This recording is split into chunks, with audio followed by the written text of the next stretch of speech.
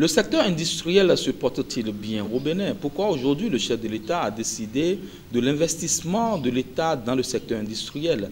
Le secteur privé a-t-il échoué sur ce plan? Pour en parler ce matin, nous recevons pour vous Arsène Fado, jeune industriel qui a traîné ses bosses un peu partout dans le monde entier. Il a décidé de revenir s'installer aujourd'hui au Bénin pour aider avec toute sa connaissance le secteur industriel à pouvoir s'épanouir. Mesdames et messieurs, bonjour, bienvenue sur votre émission L'Interview qui reçoit pour vous, comme je le disais tout à l'heure, un jeune industriel qui essaiera de nous apporter toute sa connaissance dans ce secteur afin que les jeunes qui décident de s'investir, de s'introduire dans cette arène puissent savoir à quoi s'en tenir. Arsène Fado, bonjour. Bonjour, monsieur le journaliste. C'est un plaisir pour nous de vous recevoir. Vous êtes un jeune industriel, vous avez traîné votre boss un peu partout dans le monde entier et la toute dernière chute, c'était le Maroc où vous avez eu à rencontrer des industriels marocains de toutes les nationalités aussi. Vous êtes venu aujourd'hui au Bénin avec toute l'expérience qu'il faut. Dites-nous, c'est qui Arsène Fado? Merci, monsieur le journaliste.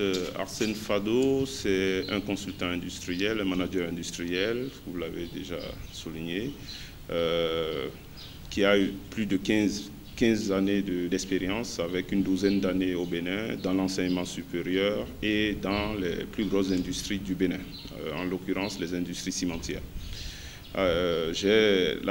Ma dernière fonction était manager de projet industriel en Afrique pour un groupe marocain qui est un des fleurons de l'industrie marocaine. Et depuis quelques jours, j'ai décidé d'apporter cette expertise au Bénin, mon pays, et notamment aux entreprises béninoises pour leur rayonnement et pour le rayonnement du secteur industriel du Bénin, pourquoi pas de l'Afrique. On vous est très pragmatique. Allons alors dans le vif du sujet. Dites-nous, comment se porte aujourd'hui le secteur industriel au Bénin? Monsieur le journaliste, c'est une très belle question. Et je crois que beaucoup de gens ont chacun leur opinion, mais la plus partagée est qu'elle ne se porte pas très bien, on va dire. Disons que depuis plusieurs années, depuis les indépendances, le secteur a commencé à décoller, mais depuis près d'une dizaine d'années, elle stagne.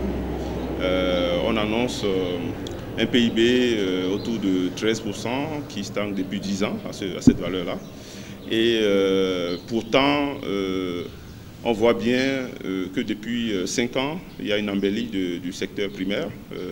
Toutes les productions agricoles et des matières premières sont à la hausse. Vous n'êtes pas sans savoir que le Bénin aujourd'hui est premier producteur de coton et troisième producteur de cajou, d'anacarde, etc. Voilà.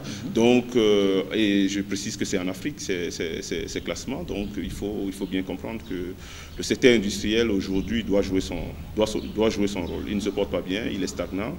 Et je pense que dans la suite, nous allons essayer de rentrer dans des détails pour comprendre qu'est-ce qui fait qu'on n'émerge pas dans cette partie. Oui, mais dites-nous, comment en est-on arrivé là et quelle est la dynamique aujourd'hui? Alors, nous en sommes là parce qu'il y a beaucoup de facteurs et moi, je dirais ici, je vais m'attarder sur les facteurs qui sont les moins connus parce que beaucoup de facteurs sont souvent évoqués, mais les moins connus sont celles que je vais évoquer.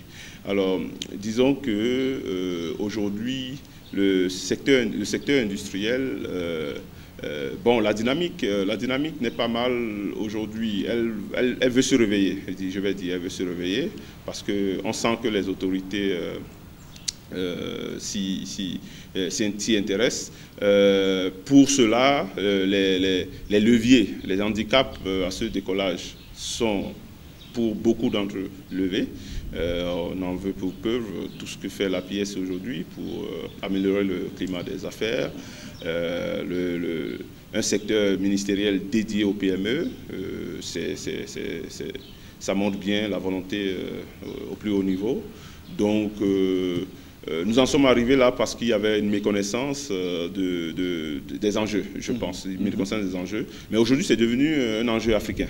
On voit bien la BAD aujourd'hui s'est positionnée, la BAD s'est positionnée, la CEDEAO aussi est en train de se positionner pour être les leviers, pour tirer un peu l'ensemble du continent vers ce modèle qui est obligatoirement le seul passage pour le développement de nos nations. La Covid est venue montrer que les pays qui étaient résilients, c'était les pays industrialisés, qui se sont très vite reconvertis dans la fabrication des masques, et aujourd'hui on voit toute la guerre autour des vaccins. Donc c'est pour dire qu'on doit passer par là si on veut réellement le développement économique de notre pays. Nous avons entendu le chef de l'État dire, il a été réélu, il a dit son cheval de bataille aujourd'hui c'est l'investissement. On doit pouvoir promouvoir les industries. Est-ce à dire qu'est-ce que l'on peut comprendre à travers ce discours du chef de l'État? Oui, c'est bien de le noter. C'est très bien de le noter parce que pour d'aucuns, ça peut paraître un retour de l'État dans les affaires, une sorte de nationalisation. Voilà, donc c'est comme ça que ça peut être perçu. On sait bien que depuis une trentaine d'années, depuis les années démocratiques, on a prôné le retrait de l'État au profit des privés qui doivent créer la richesse. Effectivement. Mais normalement, les États créent l'environnement, ce que fait aujourd'hui le gouvernement actuel. Oui.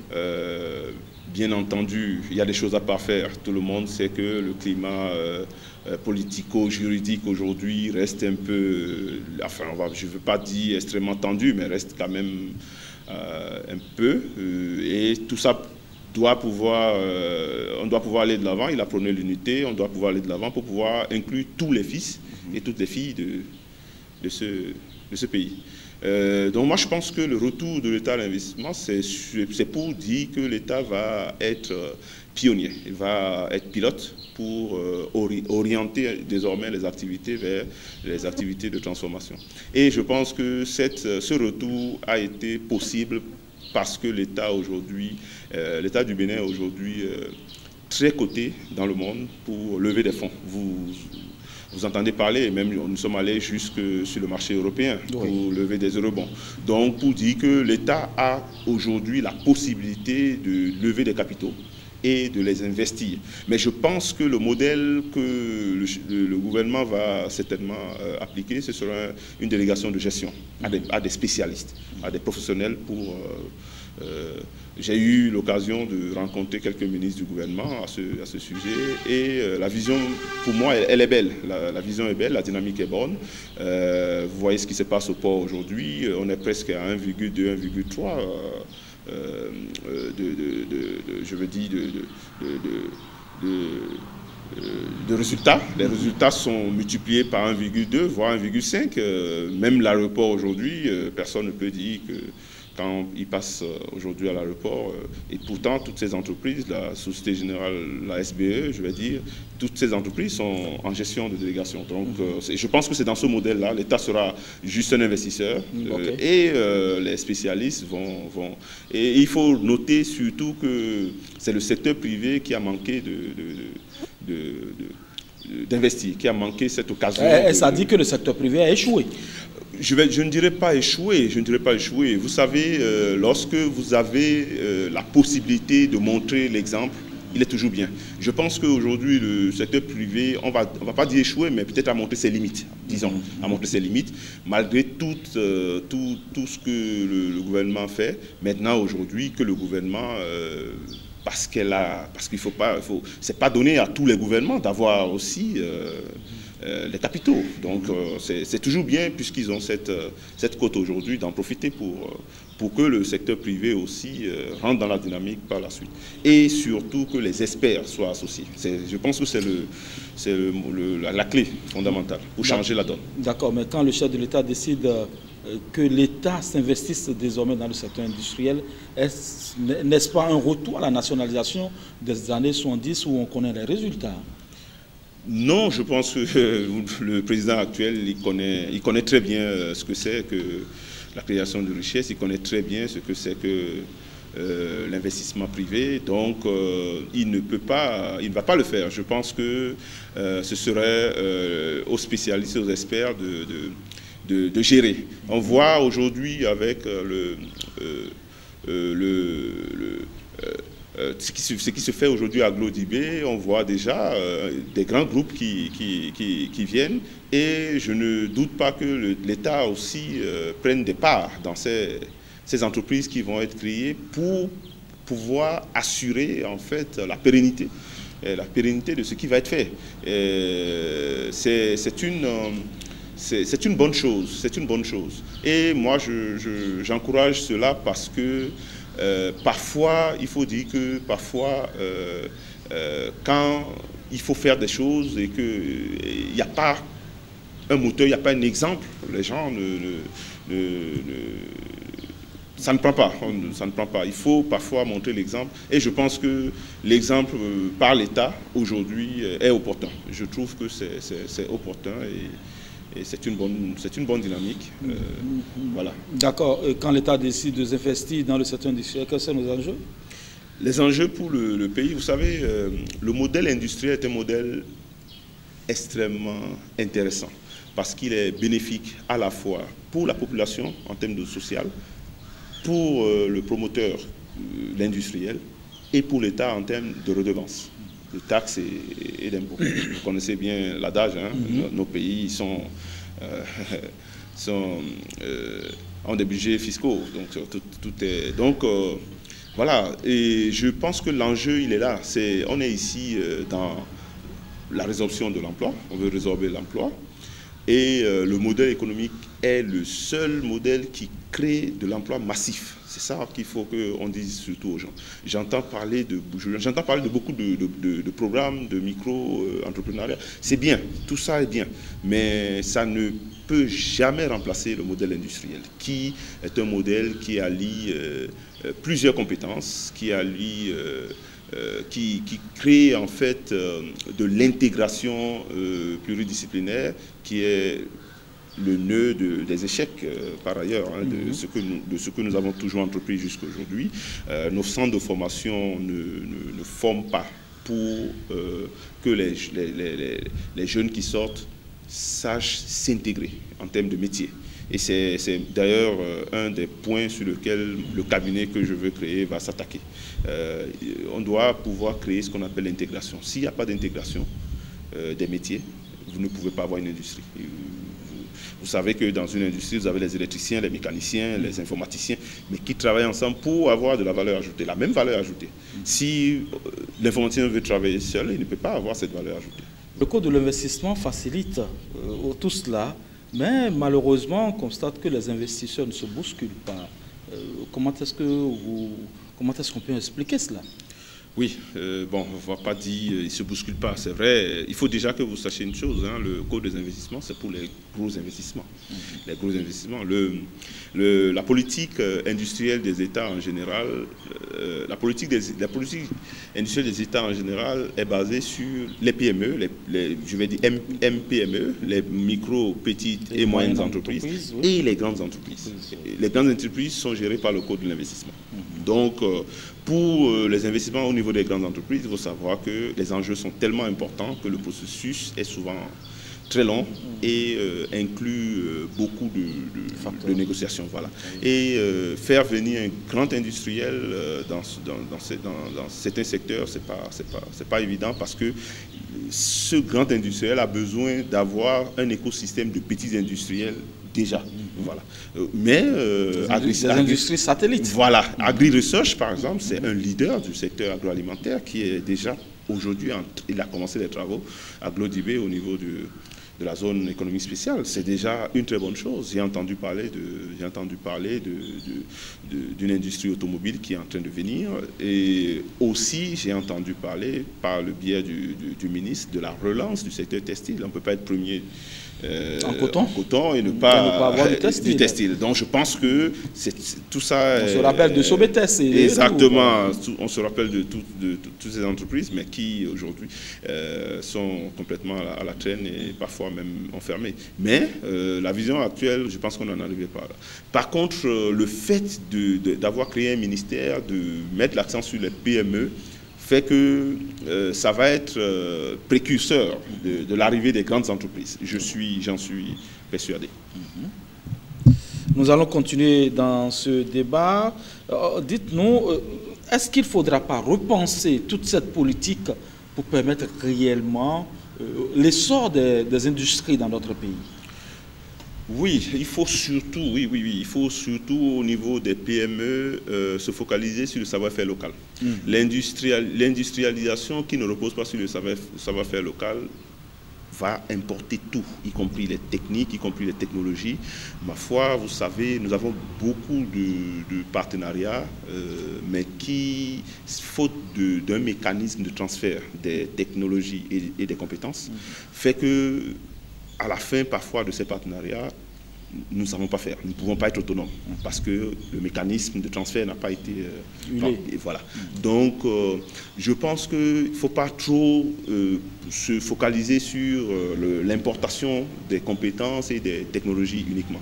Il faut penser aussi s'appuyer sur le savoir-faire local pour l'industrialiser, si vous voulez. C'est ce que je sais faire, moi, par exemple. C'est-à-dire que quand vous voyez aujourd'hui les mécaniciens auto, les artisans, les mécaniciens auto dans les rues, il suffit, par exemple, de façon pilote, de prendre un mécanicien, de prendre un électricien auto, de prendre un frigoriste, de prendre un laveur de voiture, de les mettre ensemble, d'en créer un complexe, un pôle, de les former, de leur ajouter un gestionnaire pour en faire tout de suite un petit complexe. Vous voyez un peu. Ouais. Et c'est pas si compliqué, mais c'est en s'appuyant sur eux. Ils savent faire. C'est juste qu'ils n'ont pas l'organisation et le modèle industriel. Ils ne connaissent pas. Il faut ça, on peut les former.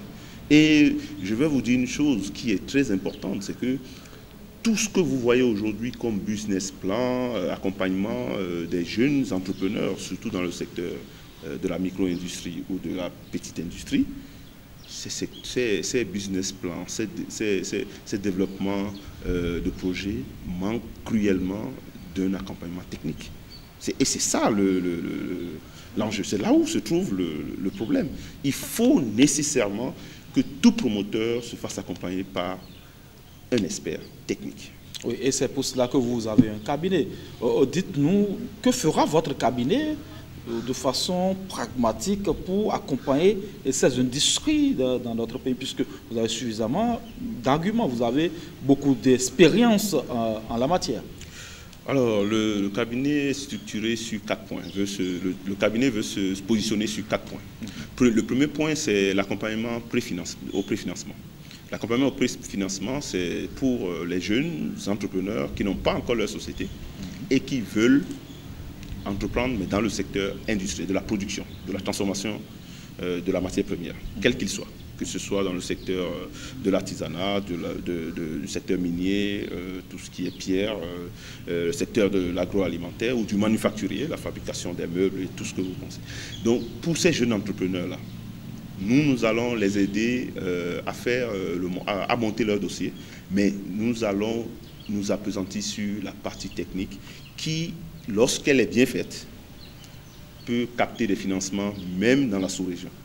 Au Nigeria, tout près, moi je connais beaucoup de structures, d'institutions de financement, mais il faut que la partie technique soit bien faite. Donc nous allons accompagner les jeunes au niveau du préfinancement. Les jeunes ou les jeunes entreprises, disons, qui sont déjà installées et qui sont en cours de production, nous allons leur proposer des audits diagnostiques, des audits industriels, des audits énergétiques et audits organisationnels pour apporter de l'amélioration à ce qu'ils font, déjà, pour apporter de l'amélioration en termes de rentabilité et en termes de maintenabilité des installations.